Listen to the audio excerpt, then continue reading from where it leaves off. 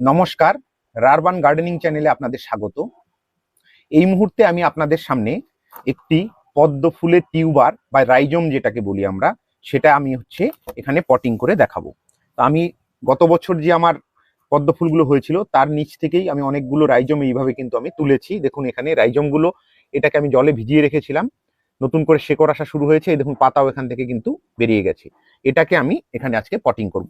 আমার এখানে অনেকগুলো এরকম রাইজম আছে, এরকম প্রচুর তুলেছি আমি পদ্ম ফুলের টিউবার। সেগুলো আরো সুন্দর সুন্দর, এই দেখুন এটা আরো কত সুন্দর হেলদি, একদম হাতির দাঁতের মতো, এটাও আছে, আরো অন্যান্য অনেক আছে। তো যাই হোক, আমি আজকে এই মুহূর্তে এটা আমি পটিং করব। মিডিয়াম সাইজের একটা টিউবার নিয়েছি। তো সবার প্রথমে কি করতে হবে, আমাদেরকে গামলা নিতে হবে।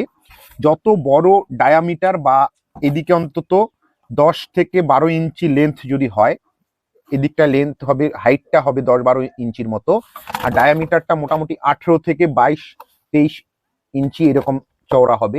তার থেকে ছোট হলেও হবে, কিন্তু কিছু কিছু ভ্যারাইটি আছে যেগুলো হাইব্রিড ভ্যারাইটি।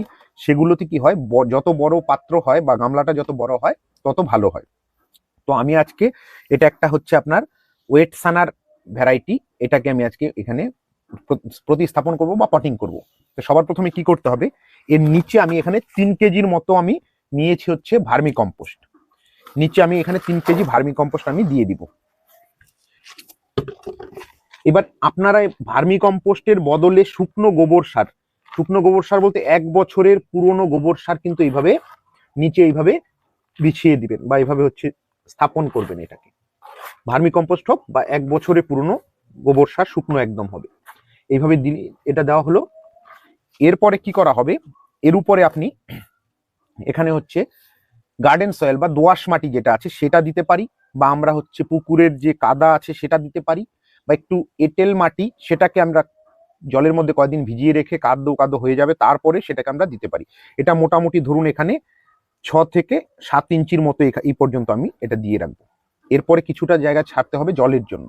তো আমার এখানে কাদা করাই ছিল, এই কাদাটাই আমি এখান থেকে কিন্তু কাদাটা ওখানে আমি এখানে দিয়ে দিচ্ছি।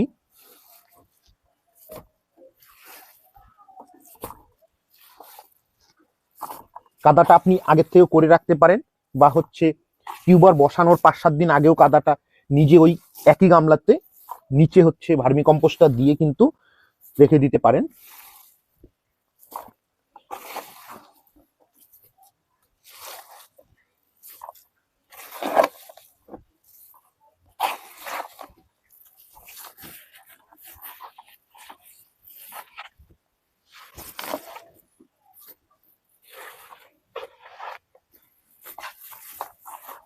এটা একটু কাদো কাদো করাই ছিল আগের থেকে।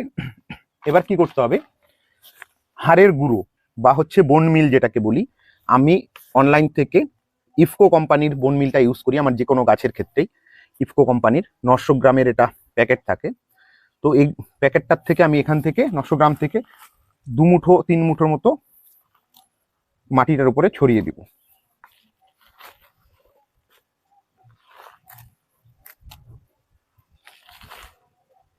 আমি 3 মুঠো পরিমাণ ছড়িয়ে দিলাম।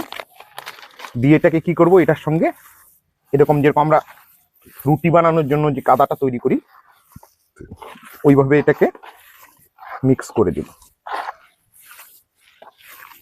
বা যদি শুকনো থাকে, কাদা করার আগের মুহূর্তে যদি আপনি এটা মিক্স করেন, তাহলে এমনি জল দেওয়ার আগের মুহূর্তে হলে এমনি এইভাবে করে মিক্স করে নেবেন ভালো করে।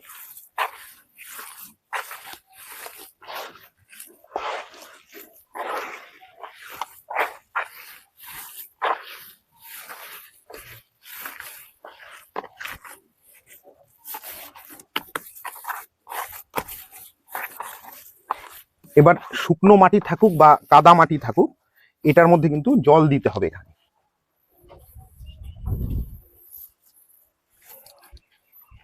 এটাতে একটা প্লাস্টিক দিয়ে নেবেন, এভাবে প্লাস্টিক দিয়ে প্লাস্টিকের উপরে জলটা দিতে হবে, তাহলে কাদাটা কিন্তু কম ছড়াবে।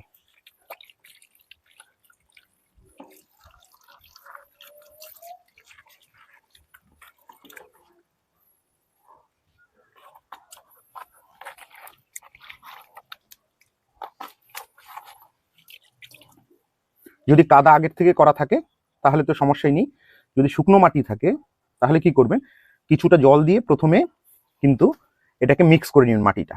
কিন্তু মাটিটা মিক্স করার সময় একটা জিনিস সতর্কতার সঙ্গে অবলম্বন করবেন, নিচে যে ভার্মি কম্পোস্ট আছে বা শুকনো গোবর সার, সেটা কিন্তু মাটির সঙ্গে যেন মিক্স না হয়ে যায়, সেটা কিন্তু নিচেই থাকবে।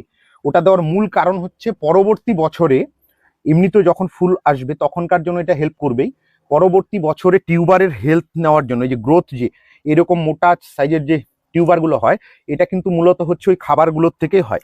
দেখুন এই যে হেলদি যে টিউবারগুলো আছে, এগুলো কিন্তু ওই খাবারটার থেকেই কিন্তু তৈরি হয়।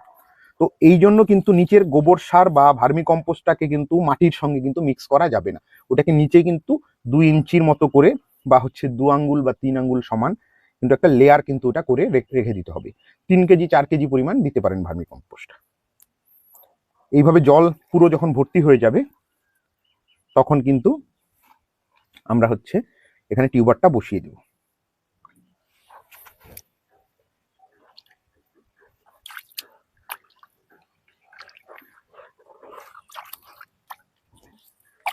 এইভাবে প্লাস্টিকের সাহায্যে জলটা মোটামুটি একদম এই গামলাটার থেকে 2 আঙ্গুল নিচে থাকবে জলটা, সেই অবস্থাতে কিন্তু এটা রেখে দিতে হবে। কিছুক্ষণ বা 1-2 ঘন্টা রেখে দিলে যখন হচ্ছে এই কাদুটা এখান থেকে থিতিয়ে যাবে, পরিষ্কার স্বচ্ছ জল হয়ে যাবে, তখন টিউবারটাকে এখানে জাস্ট বসিয়ে দিতে হয়। তো আমি এই মুহূর্তে হচ্ছে আপনাদেরকে জাস্ট দেখানোর জন্য আমি ওটা করছি কিভাবে করতে হবে।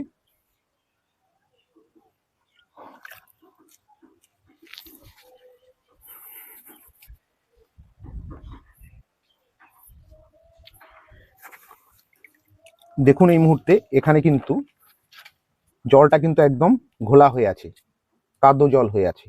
তো এটাকে আমরা কয়েক ঘন্টা যদি রেখে দেই বা একদিন রেখে দেই, তাহলে কি হবে, জলটা একদম কাদোটা নিচে বসে গিয়ে স্বচ্ছ হয়ে যাবে। জলটা স্বচ্ছ হয়ে যাওয়ার পরে টিউবারটাকে এইভাবে আমরা নেব, টিউবারটাকে নিয়ে যে কোনো একটা সাইডে বসাতে হবে, মাঝখানে বসানো যাবে না। সাইডে এই পাতাগুলো যেগুলো উপরের দিকে আছে ওগুলোকে এইভাবে রেখে দিয়ে আমরা কোনো একটা সাইডে জাস্ট অল্প একটু গর্ত করে, এরকম ভাবে একটু গর্ত করে বসিয়ে দিব।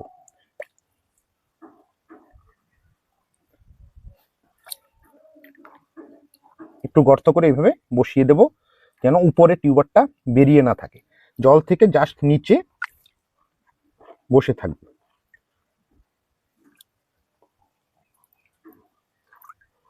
এইভাবে বসে থাকবে।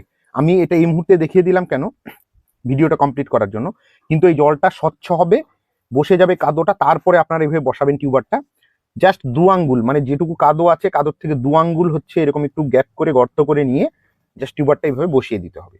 তারপরে কি, এরপরে হচ্ছে এটাকে রেখে দিবেন জলের যেখানে রোদ পায়, পর্যাপ্ত রোদ পায়, রোদই হচ্ছে মূল হচ্ছে উপাদান এই পদ্ম ফুল চাষের ক্ষেত্রে।